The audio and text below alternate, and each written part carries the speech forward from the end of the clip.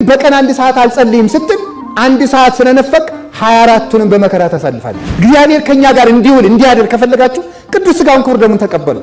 የእግዚአብሔር ሁኑ። የእግዚአብሔር ሳትሆኑ እግዚአብሔርን ቤተክርስቲያን አትጠብቁ። በቤተክርስቲያን ማኩረፍ፣ ቂም መያዝ አትውደዱ። እውነቴን ነው። ቤተክርስቲያን ማንንም አትገፋችሁ። ጽድቅ ጽድቅን እንደሚጠራው ኃጢአት ኃጢአትን ይጠራል። ስለዚህ ሁላችሁም ለሰው መሰናክል ላለመሆን ጠንቃቆች መሆን አለበት። እግዚአብሔር ይመስገን ሁላችሁም አንድ ትልቅ ጸጋ የሚሰጥ እንቁ አላችሁ። እመቤታችን እኮ አማላጅ ብቻ ሳይሆን እድሜያችንም ጭምር ናት። እውነተኛይቱ እድሜ የበረከት ዘመናችን እሷ ናት። በጣም በዚህ ዓለም ደፋር ሰው ማለት ምንድነው? ደንቆሮ ሰው ነው።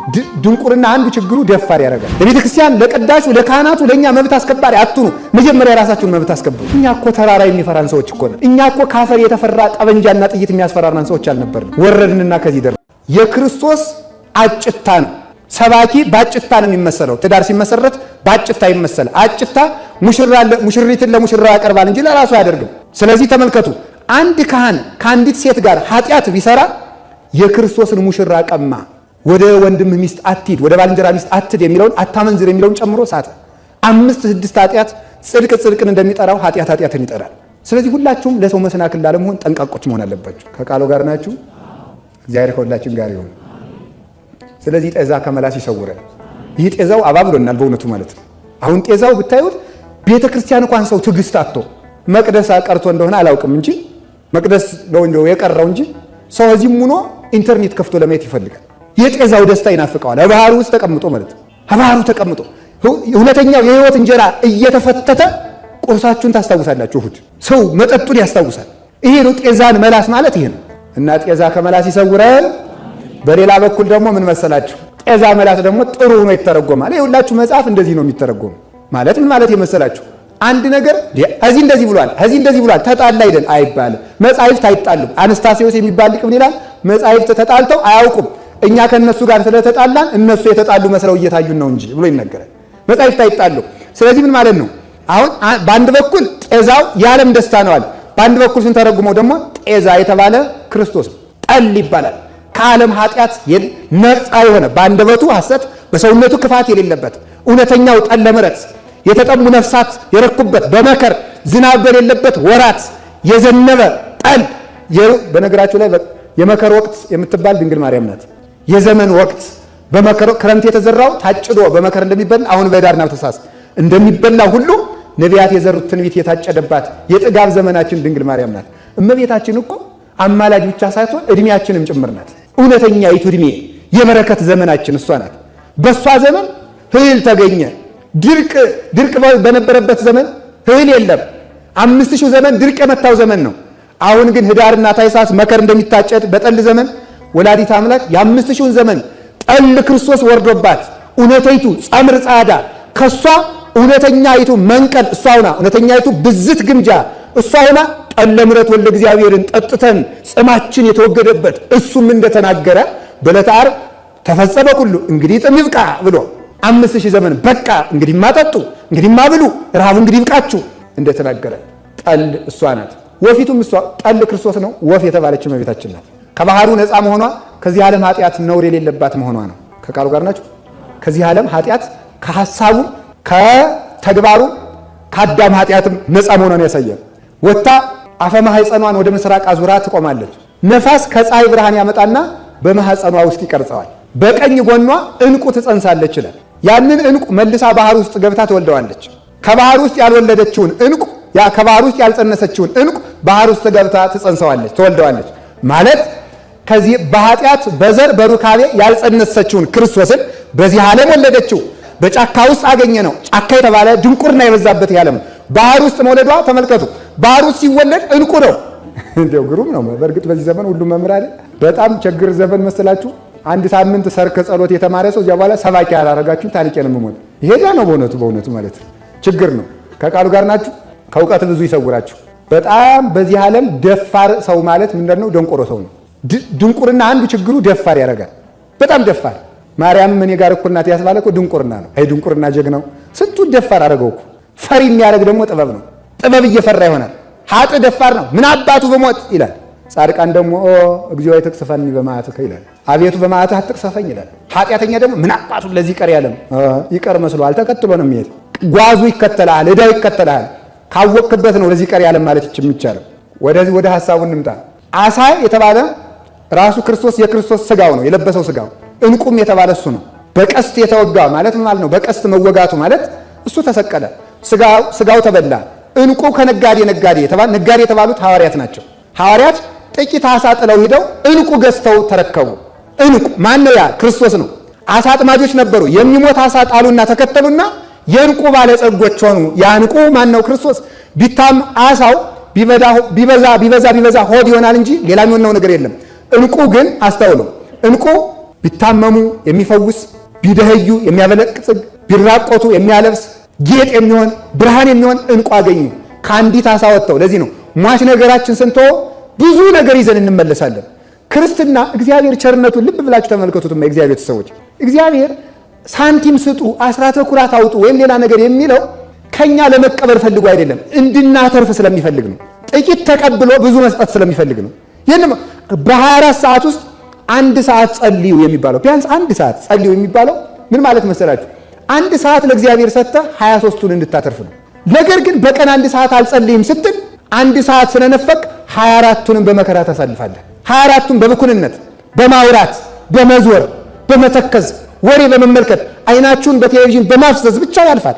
አንዷን ከሰጣችሁት ግን 23ቱን ይባርካል እግዚአብሔር። እግዚአብሔር በጊዜም እንድንነግድ ይፈልጋል። የጊዜም ትርፍ አለው። ሐዋርያት ነጋዴዎች ዕንቁን ገዙ።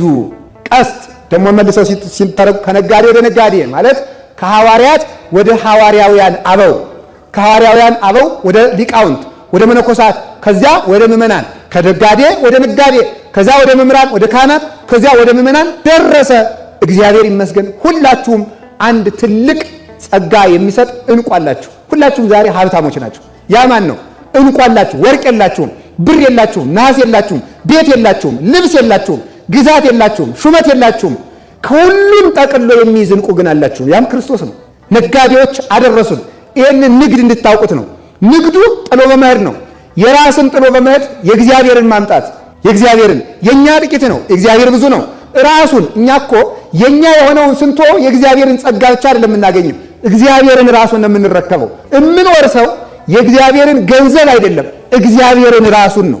ርስታችን ሁኖ እሱን ራሱን ሊተሰተ ተመልከቱ። መክፈልተ ርስቴ ወጽዋዬ፣ ቅዱስ ዳዊት ርስቴም ጽዋዬም ድርሻዬም እድል ፈንታዬም አንተ እግዚአብሔር ነህ ብሎ ይነገራል። ቀስት የተባለው ምንድን ነው? ምን ይመስላችኋል? ቀስት የተባለው ዕንቁ ክርስቶስ፣ ዓሣው የተባለው ደግሞ ዕንቁን የዋጠው የተባለ ስጋን የለበሰ መለኮት ወይም ስጋን የለበሰ መለኮት ከመለኮት ጋር ተዋህዶ የከበረ ስጋ። ቀስቱ ምንድን ነው?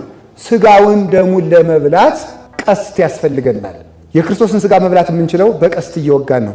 ቀስት የተባለ ፍቅር ነው። በፍቅር ቀስት እየወጋን እንቀበላለን። አይሆንላችሁም እናንተ የረከሳችሁ የጎሰቆላችሁ፣ እንኳን የኔ ስጋ የምድር እንጀራም አይገባችሁም በደለኞች ናችሁ እንዳይለን ቀስ እንልና ቅዳሴዋን ቀድሰን ወደ መጨረሻ ስንደርስ በከመ ምሕረትከ እንለዋለን። ይችናት ቀስቷ ማለት ነው። እንደ ቸርነት ነው እንጂ እንኳን ያንተ ስጋ ዳቦስ ቂጣስ ይገባናል፣ ውሃስ ይገባናል፣ እንኳን ያንተ እንደመጠጣት እንደ ቸርነት ነው እንጂ ብለን በዚህች ቀስት እየወጋን እንቀበላለን። የታደልን እኮ ነን ማምላክ። በሌላ ምንም ሳንወጣ ሳኖር እንደ ቸርነትህ፣ እስኪ እንደ ቸርነትህ በሉ። እንደ ቸርነት እያላችሁ ቅዱስ ሥጋውን ክቡር ደግሞ ተቀበሉ። የምትሰሙትን ነገር ዛሬ ጀምሩት። ሐኪም ሲላችሁ ጠዋት 2 6 ሰዓት 2 ማታ 2 ሲላችሁ ወዲያው ተወጧታላችሁ እየሮጣችሁ። እኛም እኮ ሐኪሞች ነን፣ ከፋንም በጀንም። እግዚአብሔር ሕክሙ ብሎን አሁን ሕክምና እየሰጠው ነው በእኔ ልብ። እኔ አይደለም የምሰጠው እግዚአብሔር ነው። እናንተም ልትታከሙ ነው የመጣችሁ። የምሰጣችሁን መድኃኒት ካልወጣችሁ እንዴ ልትሆኑ ነው? እንድትወጡት የግድ ክኒን ላድርገው እንዴ? እንዲሁ እኮ አይደርስም። ቁረቡ እያልናችሁ ለምን አትቆርቡ? ቁረቡ፣ ቅዱስ ሥጋውን ክቡር ደግሞ ተቀበሉ።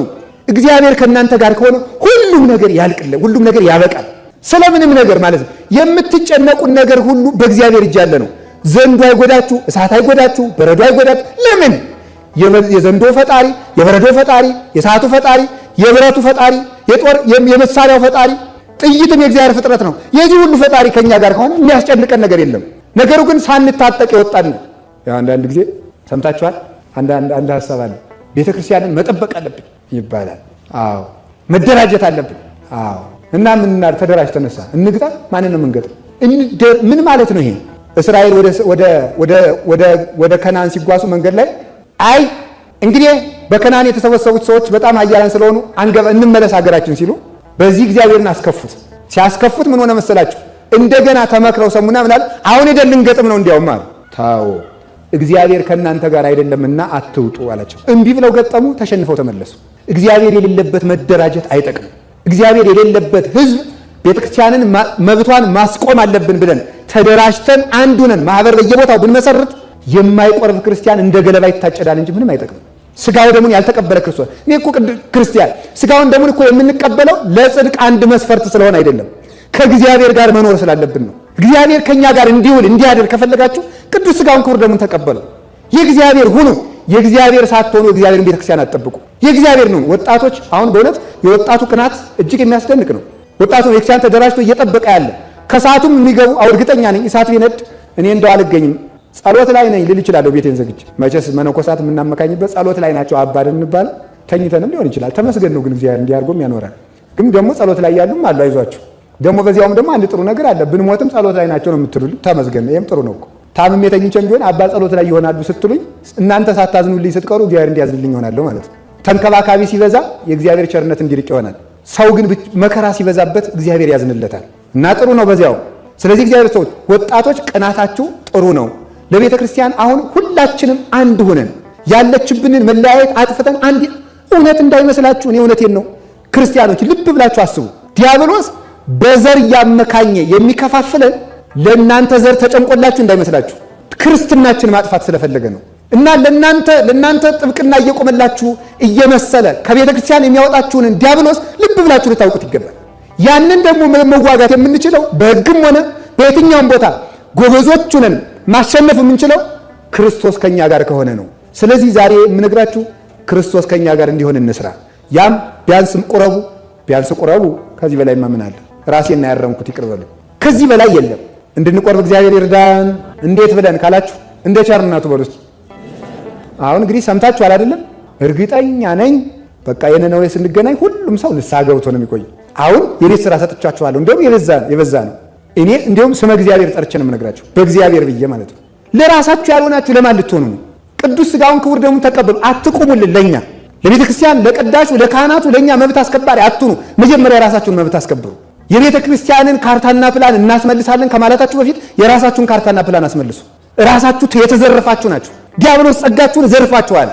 ለቅዱስ ስጋው ለክቡር ደሙ የተነጠቀው ጸጋችሁ መመለስ አለብን። እኛ እኮ እሳት የሚፈራን ጀግኖች ነበር። ዛሬን አይሁንና እኛ ባህር የሚፈራን ጀግኖች እኮ ነን። በረዶ የሚፈራን፣ አንበሳ የሚፈራን። አላያችሁም እንዴ? አልሰማችሁም እንዴ? እና አባ ሳሙኤል ዘዋልድባ አንበሳን የጓዛቸው መጫኛ ሲያደርጉት ሰምታችኋል እኮ። ባህር ፈርቷቸው እሳት ይዘው ገብተው እሳቱን ሳያጠፉና አባ ሳሙኤል ከባህር ሲወጡ አልሰማችሁ? የሳሙኤልን መጽሐፍም አልደመስስም ብሎ ብራናቸውን ሳይነካ ቀለሙን ሳይደመስስ አደራ ሲያወጣ አታውቁ? እኛ እኮ ተራራ የሚፈራን ሰዎች እኮ ነን። እኛ እኮ ካፈር የተፈራ ጠበንጃና ጥይት የሚያስፈራራን ሰዎች አልነበርንም። ወረድንና ከዚህ ደረስን። ለራሳችሁ ልልና አስቡ። እኔ እውነቴን ነው ብታውቁበት። ነገ እናንተ አይደለም፣ ዛሬ ግን የእናንተ ነው። እንድትመለሱ አምላከ ቅዱሳን ይርዳችሁ፣ ሁላችንንም ይርዳል፣ እኔንም እናንተንም ይመልሳል። በፍቅር በቀስት እየወጋችሁ ተቀበሉ፣ ማረኝ በሉት። እንደ ክርስቶስ ያለ ቸርማን አለ መሰላችሁ? በመጣንበት ጊዜ የሚቀበል አይዟችሁ። ክርስቶስ እኮ የውሃ ምንጭ አይደለም። የውሃ ምንጭ ቢሆን 3 ሰው ሳይጣጠብበት ይደፈርሳል። ክርስቶስ ግን ሁላችንም ብንገባበት የማይደፈርስ ባህር ነው። እንግባ፣ ይጠበን፣ ያንጻል። ምን ጨነቃችሁ? አብልታችሁ ይጽደቁ አላላችሁ፣ በልታችሁ ይጽደቁ አለ እንጂ። በልታችሁ ይጽደቁ ላላምላክ ምን ነው በእውነቱ ምን ስጡኝ አለ? ከጣታችሁ አንዱን ስጡኝ አለ? ጠጉራችን እንኳን የማይፈልግ እኮ ነው። የጠጉራችን ብናኝ የጥፍራችን ቁራጭ እኮ አይፈልግም። የሚፈልገው እኮ እንድንበላው ብቻ ነው። የሚፈልገው እንድንጠጣው ብቻ ነው። ውረሱኝ እንጂ አውርሱኝ ላላል አምላክ፣ ልስጣችሁ እንጂ ስጡኝ ላላባት። እሱን ካልተከተላችሁ ምን ይውጠን ይሆን? እና ወገኖቼ ዝንቱ ዘመን ድልው ውእቱ ለዘይፈቅድ ንስሐ ይላል ዮሐንስ እስክንድርያ ሃይማኖተ አበው ላይ። ይህ ዘመን ለተዘጋጀ ሰው የተዘጋጀ የተደላደለ ዘመን ነው። የጥጋብ ዘመን ነው፣ የረሃብ ዘመን አይደለም። ክርስቶስ የተጠገበበት ዘመን ነው። እና እግዚአብሔር የነፍሳችሁን ራብ ይክላላችሁ ወገኖቼ፣ የሁላችንም ይክላልን። ሌላው ደግሞ ይኸውላችሁ ወደ ነገር የመለወት መጣውላችሁ። እንቁ የተባለ የክርስቶስ ወንጌል ናት። ነጋዴዎች የተባሉ መምህራን ናቸው። ቀስት የተባለ ደግሞ ምን ማለት ነው? አሳጥማጆች የተባሉ ደግሞ ፍቅር ያላቸው ደቀ መዛሙርት ናቸው። ቀስታቸው ምንድነው? ፍቅር ነው። የኔታ ይላሉ። አንተ ወግድ ሌባ አፈሪያ ብላ ሰነፍ ይላሉ መምህራኑ። በእውነቱ ይጋረፋሉ፣ ጆሮ ይጨብጣሉ። እናንተን ሁላችሁንም ትናንትና ያስተማርኩትን ብጠይቃችሁና በሉ አሁን ትናንት ያስተማርኳችሁ ስለጠፋችሁ ተንበርከኩና ልግረፋችሁ ብትሉ እንዴት ትላላችሁ? እንቅጯን አስቡ። በሞት የአንድ ሰከንድ አስቡ እስቲ። ደግሞ ብለው እኛ ሙዳየ መጽዋት እያስገባን አጠገብናቸውና እንግረፋቸው አሉን አይደል? እኛው በገዛ ነው ካባ እኛው ባፈረጠው ነው ክንድ ነው የምትሉ። እኔ ስማር እኮ እንደዚያው ነው የተማርኩት። እኛ ስንማር እንዲያ ብለን ከተማር እናንተ ስለምን ተቆንጥጦ መማራት ለምን? እንቆንጥጣችሁ እንጂ እንስደባችሁ ልጅ ሁኑ እንጂ ዲቃላ ለምን ትሆናላችሁ? የማይቆነጠጥ ልጅ አይደለም ይላል ቅዱስ ጳውሎስ። የማይቆነጠጥ ልጅ አይደለም። ልጅ ሁኑ እስቲ። ተግሳጽ ውደዱ። ካህናትም ሲቆጡ መነኮሳትም ሲቆጡ ውደዱ። የእውነቴን ነው። ተኮርፋችሁ ከቤተ ክርስቲያን አትውጡ። ልጅ ሁናችሁ ለመቀጠል የምትመጡ በፍቅር ታዲያ ተመልከቱ። አንተ ማትረባ እንዳላይ ደንቆሮ አንተ አህያ ይላሉ መምህራን እኮ መጽሐፍ እያስተማሩ ቅኔ እያስተማሩ በመነገዴ የኔታ ምን ሆነሃል? ማትረባ አንተ የተለሰንክ መቃብር እግረወትን ልጠበወት በቃ ይሄ ነው። አየህ በቀስት እየወጋ እንቁ የሚነግድ ማለት ይሄ ነው። ከዚያ በኋላ ተመልከቱ ደክሞታል እግረወትን ልጠበወት ይላል። አልፈልግም አንተ እንዲያውም አይሆንልህም አንተ ሙዝጅ ይሉታል። እንደምንም ተለማምጦ አጥራል። እግር ለማጠብም ተለማምጦ ከዚያ በኋላ ተለማምጦ እንኳን እኮ እኛ እኮ ክርስቶስም ተለማምጦ እኮ ነው ያዳነን። ለምኖ አንገቱን ወዳደነደነ ሕዝብ እጄን ዘርግቼ እኖራለሁ አይደል ያለ እየለመነ እኮ ነው። እባካችሁ ጽደቁልኝ፣ እባካችሁ ብሉኝ ጠጡኝ ብሎ ተለማምጦ አምላክ እንኳን እየለመነ እኛ ብንለምን ምን አለ? እባክዎት ልጠበዎት እግሮትን ያጥባል። ሲያጥብ ከዚያ በኋላ ይችን እስቲ ይበሉልኝ እኔታ ይላል።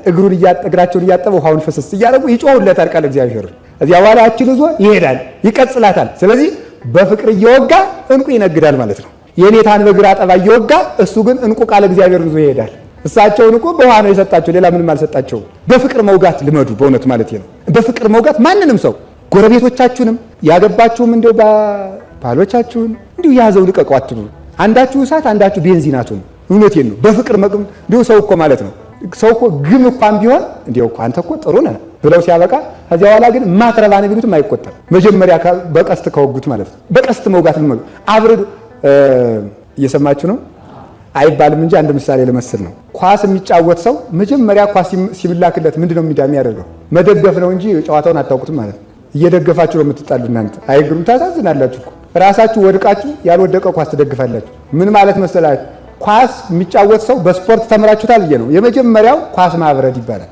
አዎ ኳስ ማብረድ ነው። በቀር እንደመታ ዝም ብሎ ክው ካረጋት ለዚያኛው ምንድነው ለተቀናቃኝ ትደርሳለች ማለት ነው። ነገር ማብረድ ልመዱ። እንደዚያ ማለት ነው። ነገር ማብረድ እንደመጣ መልሳችሁ አትወርውሩ። ቀስ አድርጎ ተመልከቱ። ማብረድ አንዳንድ ጊዜ ተመልከቱ። መጭ የሚባል አረም አለ ገጠር። በጣም ብልሃተኛ አረም ነው። ጎርፍ ሲመጣ ለጥ ይላል። በበለጋው እንዲያው ተመስገን ይላል ገበር። ይሄ መጭ ጠፋልኝ ሲል ቀና ይላል። ነገር ሲመጣ እንደዚህ አንዳንድ ጊዜ እጥፍ በሉ። እውነቴን ነው። ነገር ማብረድ ይጠበቅባችኋል። እና ክርስቶስንም አባቶቻችንም ቢሰድቡን ቢያመናጭቁን አሁን በተለይ ቤተክርስቲያን ስትመጡ ገዳም ስትሄዱ በተለይ በጣም ብዙ አባቶች ይሳደባሉ። አባቴ እንደው ቢባርኩኝ ብዬ ነበር አፈር ያብላ ይላሉ። ሩጠው ይጠፋሉ። ቆይ እኛ የት እንጠጋ ትላላችሁ። እዚያ በኋላ ካለም ሰልችቶን ስንመጣ እነዚህ ደግሞ መሳደብ አባትን የት እንሂድ ትላላችሁ። ግን የሚሰድቧቸው እናንተ ላይ ያለውን ሰይጣን ነው እንጂ እናንተን አይደለም። አንድ ጊዜ ትዝ ይለኛል። አሁን ያረፉ አባት አሉ፣ በረከታቸው ይደረሰን። ቅድስት ክርስቶስ ሰምራ ነበር የነበሩት። ስላረፉ እንናገር ብዬ ነው። ጣና ገዳማት ውስጥ ካለችው ከእናታችን ከቅድስት ክርስቶስ ሰምራ ከገዳሙ እና ከ40 ዓመት በላይ ነው የዘጉት። የሄዳችሁ አይታችኋቸው ሊሆን ይችላል። እና የሆነ ጊዜ ላይ ተሰብስበን ሄድንና ምን ልታደርግ መተናት አሉ። ቢባርኩን አፈር ብላ ያንተ ቡራቂ ቢያስተምሩን ብለን ነው። ሰይጣን ይምከርህ፣ ጥሩ ሰባኪ እሱ አለልህ። ሔዋንን የሰበከ እሱ ይሰብካል። አሁን እንደዚህ ይባላል። ውጣልኝ አንተ ሰይጣን። ተሰብስበን ሄደን እኮ ነው ስራ ይብለን ማለት ከፊቴ ይውጣል። ዝም ብለን ቁጭ አለ። ወደ 3 ሰዓት 4 ሰዓት ካስቀመጡን በኋላ ኮቸሮ ይዘውልን መጡ። እናንተም ማትረው እስቲ ብሉ። ይገርማችኋል። ያን ኮቸሮ አምጥቼ የብዙ ሰው ሆድ ህመም አስወግዷል። ሰድበው የሚሰጡን እኮ አባቶቻችን ይረባል። ሰድበው ገስጸውም የሚሰጡ እና ተኮራፊዎች አሉ። በቤተ ክርስቲያን ማኩረፍ፣ ቂም መያዝ አትውደዱ። እውነቴን ነው።